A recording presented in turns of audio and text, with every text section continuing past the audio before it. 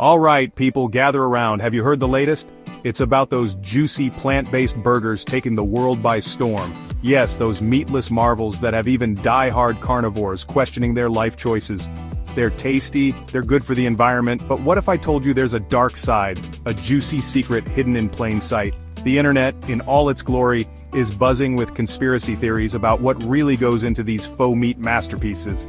We're talking next-level stuff here, folks, claims so wild, so outlandish, that they'd make your grandma spit out her dentures. Buckle up, buttercups, because we're about to dive deep into the world of fake meat, fetal cells, and enough scientific jargon to make your head spin. Don't worry, I, your trusty guide, will break it down for you nice and easy. By the end of this wild ride, you'll be asking yourself, is fake meat a miracle of modern science or a sinister plot to... Well, you'll have to keep listening to find out. Before we jump into the conspiracy whirlpool, let's talk ingredients, shall we? Fake meat, my friends, isn't made in some underground lab by men in lab coats cackling maniacally. Or maybe it is, who knows? It's actually pretty straightforward. Think plant-based proteins, mostly from soy and peas. These little guys are packed with protein, making them perfect for mimicking the texture and taste of real meat. Then comes the magic touch. Scientists add things like oils, starches, and flavorings to create that juicy, meaty goodness that has everyone fooled. It's like alchemy, but instead of turning lead into gold, they're turning plants into burgers. And let's be honest, that's way more impressive. But here's where things get interesting. And by interesting, I mean bat guano crazy.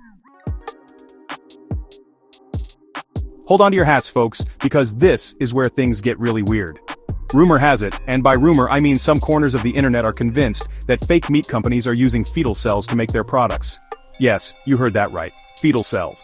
The theory goes something like this. These companies are harvesting cells from aborted fetuses and using them to grow meat in labs. Why?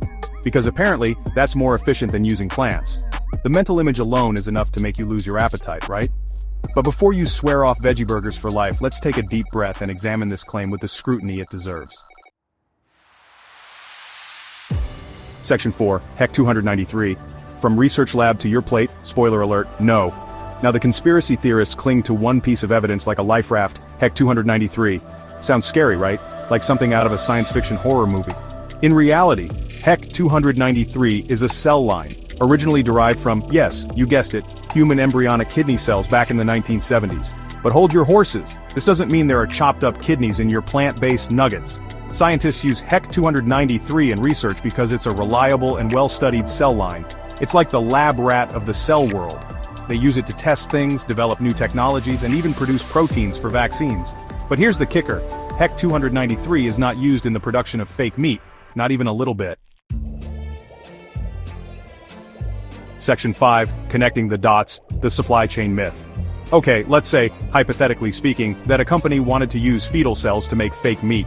Where would they even get these cells? The conspiracy theorists have an answer for that too, and it's just as bonkers as you'd expect. They claim there's a secret network connecting abortion clinics to research labs to food production facilities, like some kind of underground railroad for fetal cells.